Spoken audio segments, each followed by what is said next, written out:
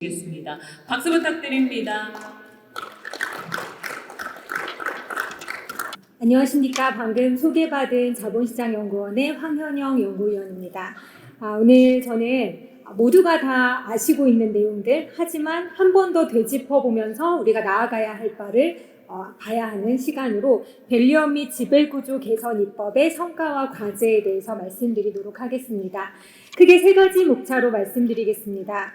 첫 번째로 밸류업 및 지배구조 개선의 입법이 어떠한 성과가 있었는지 좀 지표를 통해서 살펴보고요.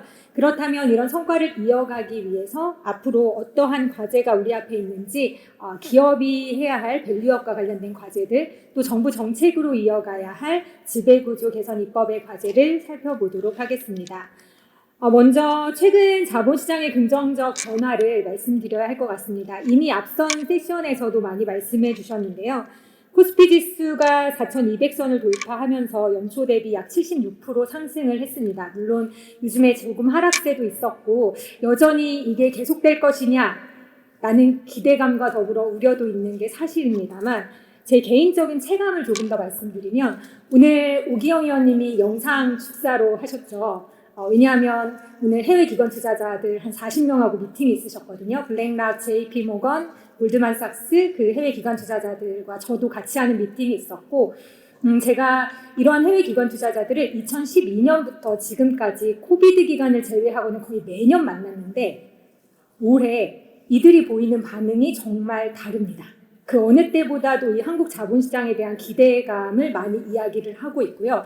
특별히 제가 이 동일한 멤버를 올해 3월에도 만났었거든요. 왜냐하면 매년 3월 정기주총 시즌마다 만나왔기 때문에 3월에 만났을 때 이들이 했던 이야기와 그리고 불과 한 7, 8개월 지난 이번에 만났을 때 이들이 한국 시장에 대해서 가지고 있는 기대감, 그리고 앞으로 이 한국 시장이 더 좋아질 것에 대한 어떠한 그러한 이야기들이 훨씬 이전과 다르게 진행되는 것을 보면서 그 단순히 지수만 올라간 것이 아니라 이 해외 기관 투자자들도 우리 한국 시장을 참 많이 주목하고 있구나라는 생각을 하게 됩니다.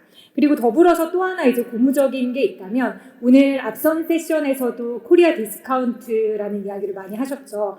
많이 익숙한 용어시죠, 코리아 디스카운트.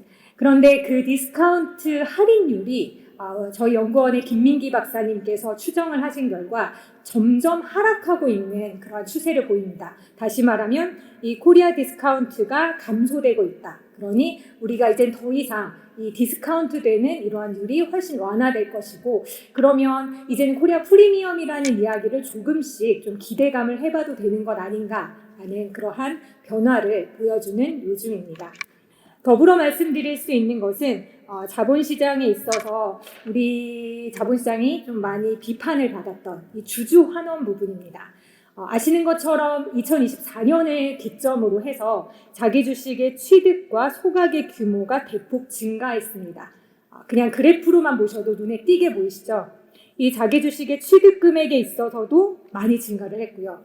또 소각 금액도 이전 대비 몇 배라고 이걸 계산하기조차 그냥 한눈에도 보일 정도로 이렇게 많은 변화가 있다는 측면은 이제는 좀 우리 자본시장에서도 주주 환원에 대한 관심과 실행이 이어지고 있다라는 긍정적 변화를 보여주고 있습니다. 아직은 이제 배당의 그 법인 수에 있어서는 큰 변화는 나타나진 않고 있지만 조금씩 증가하는 추세라는 건 분명 맞고요. 특별히 5년 연속으로 배당하는 법인도 꾸준히 증가하고 있다라는 건 역시 긍정적이다라고 보겠습니다. 그리고 제가 수치에는 넣지 않았지만 결산 배당 외에도 이제는 중간 배당, 분기 배당하는 회사 수와 금액도 늘어감에 따라서 우리 자본시장에서 좀 주주 환원, 주주 가치 제고에 대한 관심도와 기업들의 실천이 변화로 이어지고 있다라고 볼 수 있겠습니다. 그럼 이런 긍정적인 변화를 가져오게 될 원인은 뭐냐? 아마 이 자리에 계신 많은 분들께 한 분 한 분 여쭤본다면 각기 생각하시는 바가 조금씩 다 다를 것 같습니다. 하지만 그래도 이 두 가지는 공통적으로 얘기하시지 않을까라고 저는 생각을 하는데요.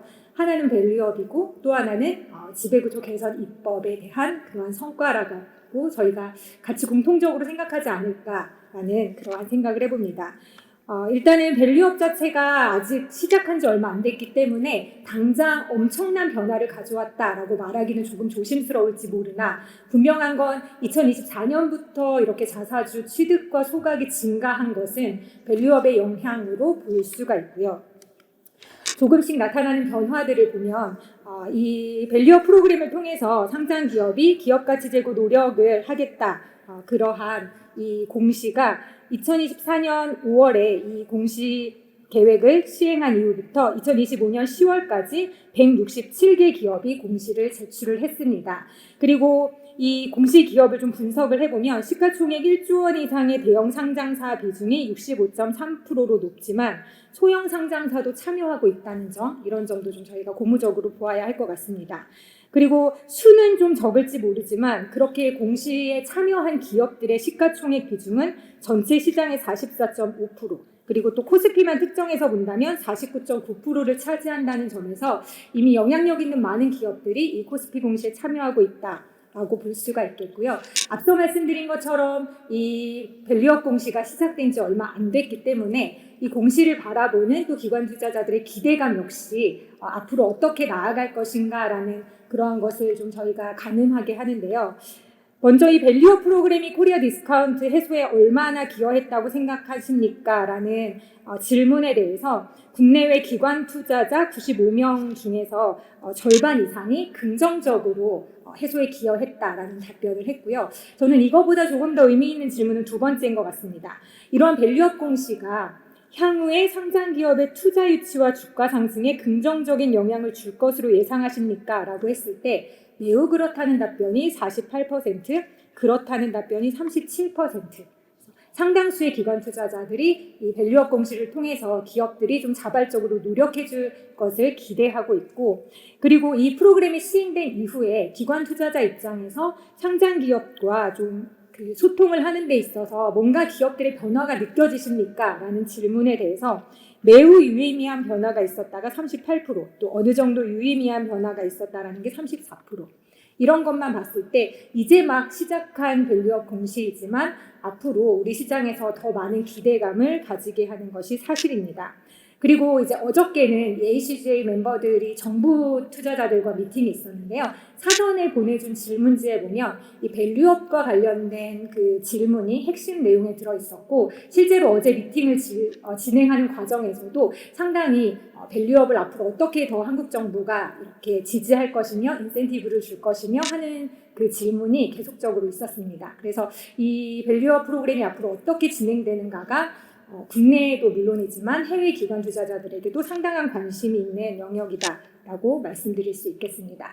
그래서 정리하자면 이제 시작한 밸류업이지만 앞으로 더 많은 정책적인 뒷받침과 또 기업들의 참여가 이어진다면 더 많은 성과로 이어질 거라는 기대를 하게 되고요. 다음으로 지배구조 개선에 대한 입법을 좀 살펴봐야 할 것 같습니다. 이미 모두 다 알고 계신 내용이기 때문에 제가 세부 내용은 말씀드리지 않겠지만 저는 이 표 하나가 보여주는 바가 상당히 크다라고 생각을 합니다. 저는 2012년도에 법무부에 있었고요. 그리고 그 뒤로 이제 국회 대법원에 근무를 하면서 계속적으로 이 정부 입법과 관련된 모니터링을 해왔습니다. 그런데 2022년부터 25년 상반기까지 약 13년의 이 기간 동안 유의미한 상법 개정은 단 2차례에 불과했는데요. 그만큼 상법 개정은 어렵다. 그만큼 상법 개정은 뭔가 진도가 나가기가 참 힘든 영역이었는데, 그런데 2025년 하반기에 이미 2차례 상법을 개정했고, 그리고 또 한 번의 상법 개정이 예고되어 있습니다. 그동안 그렇게 어려웠던 상법 개정이 지금 하반기에 이렇게 3차례 추진된다라는 이것을 보면 이 정부 입법을 오랫동안 그 상법 관련된 입법을 오랫동안 지켜본 바로서는 현 정부가 정말 지배구조 개선에 진심이다라는 게 좀 더 강하게 와닿기 때문에 이걸 저만 느끼는 게 아니라 앞서 말씀드렸던 해외 기관 투자자들과의 미팅에서도 이 지금까지 미팅하면서 논의했던 이야기들이 올 한 해 통과되는 것들을 보며 그들조차 좀 많은 놀라움을 가졌는데요. 이러한 지배구조 개선의 적극적인 입법 노력이 사실상 우리 자본시장에 긍정적 변화를 이끌어온 것이 아닌가라고 생각을 하게 됩니다. 그래서 대표적인 내용들은 이미 다 아시는 내용이기 때문에 간단히만 언급을 하면 이사회 구성과 관련해서 개정이 있었고 또 이사회 의사결정과 관련해서 잘 아시는 것처럼 이제는 이사들이 회사뿐만 아니라 주주에 대해서도 충실히 이렇게 해야 한다라는 그런 의무가 도입이 되면서 이사회 의사결정에도 긍정적인 영향을 주는 입법이 있었고 뿐만 아니라 주주 권익 강화를 위한 상법 개정이 있었는데요. 전자주주총회가 도입이 되면서 자산 2조 이상의 상장회사는 의무화가 되었고 그리고 또 그 자산 2조 이상의 상장회사는 집중투표를 정관으로 배제하지 못하도록 해서 적어도 주주들이 집중투표를 통해서 이사를 선임하고 싶다라고 할 때 회사가 그것을 정관에서 배제함으로 주주 권익이 침해되는 일이 없도록 하는 이러한 입법이 있습니다. 이런 긍정적인 좀 흐름을 이어받아서 저희가 계속적으로 이야기하는 코스피 5000 시대 넘어서 저희가 이제는 코스피 5000이라는 것으로만이 아니라 코리아 프리미엄 시대를 열어가는 그런 더 많은 기대를 하게 되는데요. 그렇게 하려면 그러면 아마도 많은 부분들에 있어서 조금 더 노력을 기울여야 할 것 같습니다. 하지만 저는 그 중에서도 이 밸류업 부분과 지배구조 개선 이 두 가지만 오늘 포커싱을 맞춰서 말씀드리려고 하는데요. 먼저는 밸류업과 관련된 그러한 내용입니다. 분명한 것은 이 밸류업 공시가 늘어나고 있는 것은 사실입니다. 그런데 밸류업 공시를 보시면서 어떤 생각이 드셨습니까? 저는 이 부분에 대한 문제 제기를 좀 하려고 합니다. 공시를 하는 것도 중요하고 공시를 하는 회사도 들어가야 하지만 그런데 우리가 이제는 그 공시의 내용도 좀 들여다보면서 진정한 밸류업을 위한 기업들의 노력이 필요하지 않나라는 생각을 하게 됩니다. 아시는 것처럼 이 밸류업 공시는 무언가 획일적인 것은 아닙니다. 기업이 현황에 맞게끔 다양한 밸류업 목표를 설정할 수 있도록 하고 있고요. 그런 관점에서 현재까지 밸류업 공시의 내용을 분석해보면 가장 많은 그 기업들이 공시를 한 내용은 주주 환원 부분야입니다. 중요한 분야는 맞습니다. 그리고 실제로 자사주 취득과 소각이 급증한 것을 보면 일부 효과가 있는 것도 맞습니다. 그런데 이 밸류업 공시에서 주주 환원은 우리가 앞으로 이렇게 하겠다입니다. 그러면 하겠다라는 약속보다 더 중요한 건 실제로 그 약속을 이행해 가는 거겠죠. 그래서 저희가 앞으로 이러한 기업들의 밸류업 공시가 실제로 어떻게 주주 환원으로 이어지고 있는지를 조금 더 포커싱을 맞춰서 봐야 할 것 같고요. 그 중에서도 저는 아무래도 지배구조가 더 관심인 사람이다 보니 이 밸류업 공시 중에서도 지배구조 쪽을 좀 포커싱을 맞춰서 봤습니다. 비재무 지표 중에 지배구조에서 기업 지배구조 가이드라인과 같은 이 핵심 가이드라인에 있는 핵심 지표를 준수하겠다라는 그러한 것을 공시한 회사가 84%인데요. 이 지배구조 보고서의 핵심 지표를 준수하겠다라는 이 실제 내용이 사실상 2024년과 2025년을 비교를 해보면 조금 유의미한 조금의 변화, 약간의 변화가 있는 것은 맞습니다. 2024년보다는 기업 지배구조 보고서 공시 지표 준수율이 2025년에 조금 늘어났습니다. 마음 같아서는 이거 하나하나를 다 분석해서 말씀드리고 싶지만 시간 관계상 제가 핵심되는 몇 가지만 파란색으로 좀 표시를 해놨습니다. 수치로 체감할 수 있는 부분입니다. 첫 번째는 주주총회 4주 전에 소집 공고를 실시한다라는 회사 28.7%에서 38.9%로 늘어났고요.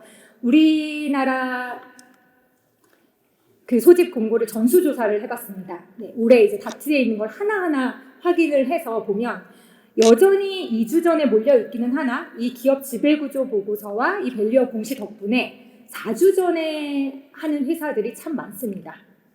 그런데 여기서 아마 투자해보신 분들이라면 이 첫 번째 표만 가지고는 실제로 주주권익의 강화가 이어졌다라고 보기 어려우실 겁니다. 왜? 우리가 이번 주총에서 어떤 안건을 할 거예요 라고 간단히 4주 전에 통지해봐야 실제로 이 임원 보상에 대한 결의를 하기 위한 그 세부적인 보상과 관련된 내용이 포함되어 있는 사업보고서는 1주 전. 그리고 실제로 재무제표 승인을 하려면 이 감사보고서가 외부감사위에서 승인을 받은 그러한 신뢰할 수 있는 감사보고서가 미리 제공돼야 되는데 역시 1주 전. 그냥 확연하게 드러나시죠. 이 법에서 1주 전에 제공하면 되도록 하기 때문에 1주 전에 이렇게 몰려서 공시를 합니다. 그러면 이 일주일 동안 이 자리에 계신 국민연금을 비롯해서 주요 기관 투자자들은 일주일 안에 수백 개 회사를 분석을 해야 하고요. 이보다 더 큰 문제는 해외 기관 투자자들은 의결권 행사의 그 프로세스 때문에 실제로 사업 보고서와 감사 보고서를 보지 못한 채로 보팅을 해야 됩니다. 감사 보고서도 못 봤는데 재무제표 승인에 찬성을 해야 하고요. 그리고 또 사업 보고서 내용도 못 봤는데 보수가 적정한지 아닌지 찬성을 해야 됩니다. 이런 거를 보면서 여전히 우리나라의 이 주주들에게 충분히 사전에 정보를 주는 부분에 대한 문제가 제기가 되고요. 또 하나는 주주총회 집중일 이외에 개최를 했냐라는 이 세 번째 지표 관련해서 과거로부터 지켜보면 확실하게 이 슈퍼 주총데이라는 하루에 집중되는 것은 많이 완화된 것이 사실이지만 여전히 3영업일에 집중이 되어 있습니다. 이것을 실제로 표를 좀 더 확장해서 보면 3일뿐만 아니라 10영업일에 거의 90% 넘는 회사가 지금 다 집중적으로 주주총회를 개최를 하고 있습니다. 이거를 앞서 말씀드린 보고서와 연계해서 본다면 이 집중되어 있는 일주일 안에 수백 개 회사를 분석해야 하는 이런 상황입니다. 이런 현상이 비슷하게 벌어지고 있는 나라가 일본입니다. 일본도 우리나라와 비슷하게 이렇게 주총이 몰려 있거든요. 그래서 일본의 솔루션은 이따가도 말씀드리겠지만 3주 전에 이러한 것을 공시하도록 그렇게 하고 있습니다. 그리고 배당과 관련해서 보면 배당의 그 예측성을 제고하겠다 해서 소위 말하는 깜깜이 배당을 해소하겠다라고 해서 정관 변경을 한 회사가 유가증권 시장은 44.9%, 코스닥 시장은 43.7%입니다. 이제는 사업연도 말이 아니라 배당 기준일을 이사회 결의로 해서 주총 이후로 하겠다. 그래서 이제 실제 궁금했습니다. 그러면 이 회사가 진짜 주총 끝나고 나서 배당 기준일을 하나? 표를 보시면 아시겠지만 여전히 사업연도 말입니다. 네, 사업연도 말에 많이 몰려 있습니다. 정관 변경을 사업연도 말에서 이사회 결의로 해놓고 다시 사업연도 말을 지정을 하고 있는 그러한 현실들이 있습니다. 그래서 유가증권 시장이 67개사, 코스닥 시장이 177개사는 정관 변경을 해놓고도 이전으로 돌아갔고요. 그러한 상황 속에서 우리가 코리아 프리미엄을 향한 이런 밸류업의 과제를 말씀드리면 앞으로도 이 밸류업 정책은 지속적으로 추진이 되어야 합니다. 이 밸류업 정책과 지배구조 개선은 함께 자본시장에 긍정적 변화를 주고 있음이 확인되었기 때문에 앞으로도 지배구조 개선 정책과 연계해서 지속적으로 추진되어야 함은 물론이고 더불어서 지금껏 언급했던 것처럼 기업들이 이 밸류업 공시의 내용도 좀 더 내실화해서 주주들과의 긍정적인 소통의 노력, 또 주주 권익 강화를 위한 기업들의 자발적인 노력을 행동으로 보여줘야 한다라고 생각을 하고요. 그리고 앞서 세션에서도 나왔던 것처럼 기관 투자자들과 적극적인 소통이 필요하다. 특별히 그 해외 기관 투자자들도 늘 그 말을 하거든요. C레벨을 만나기가 어렵다. 그래서 제가 일본 사례를 한번 가져가 봤습니다. 일본의 GPIF가 그 수탁한 자산운용사를 비롯한 기관 투자자들이 회사와 대화한 걸 보면 회사 규모로만 보면 큰 회사들은 거의 대부분 소통하고 있는 것을 보실 수가 있고요. 그보다 더 주목할 부분은 오른쪽에 있는 이들이 대화하고 있는 대상입니다. 사장을 비롯한 사장의 임원, 또 임원 중에 사회이사의 그 내용을 보신다면 실제로 C레벨과 충분한 의사소통이 이루어지고 있는 이런 점들, 이런 게 우리 기업들이 나아가야 할 방향이다라고 저도 공감을 합니다. 더불어서 정부 정책은 계속 추진되어야 합니다. 잘 아시는 것처럼 자사주 소각 의무화 법안이 현재 국회에 5개가 발의가 되어 있고 아시는 것처럼 적극적으로 국회에서 논의를 하고 있습니다. 그런데 다만 저는 이 자사주 소각 의무화 관련해서 제도를 설계할 때 소각을 하는 것도 필요하겠지만 그런데 현행법에서 또 활용하고 있도록 하는, 그러니까 신주 발행을 어차피 해서 주나 자사주를 주나 똑같은 부분들, 예를 들면 스톡옵션이라든지 이러한 부분들에 있어서는 좀 더 정치한 제도를 설계하는 게 필요하겠다. 이런 내용들을 좀 꼭 말씀드리고 싶고, 또 소각 의무화와 더불어서 처분 공정화도 반드시 추진되어야 할 과제다라고 말씀드리겠습니다. 그리고 코리아 프리미엄을 위해서 지속적인 지배구조 개선 정책은 추진이 되어야 합니다. 잘 아시는 것처럼 일반주주 이익보를 위해서 M&A 제도도 개선이 되어야 하고요. 이 내용과 또 더불어서 의무공개 매수 관련 내용은 이미 잘 아시는 내용이기 때문에 다음으로 넘어가면 기관 투자자들이 적극적으로 지배구조 개선 활동을 할 수 있도록 이 스튜어드십 코드의 등록 절차 점검 및 이행 점검, 그리고 또 국민연금이 일본의 GPIF처럼 수탁기관들이 제대로 스튜어드십 코드를 이행하는지 점검할 수 있는 방안들, 그리고 또 이들의 의결권 행사를 좀 비교해서 볼 수 있는 공시제도, 또 이들이 적극적으로 활동할 수 있도록 하는 제도적인 서포팅, 그래서 5% 룰이나 대리행사 권유 제도도 개선하는 것이 필요합니다. 마지막으로 제안하고 싶은 건 이 이사들이 주주를 위해서 진짜 움직이려면 어떻게 해야 될까?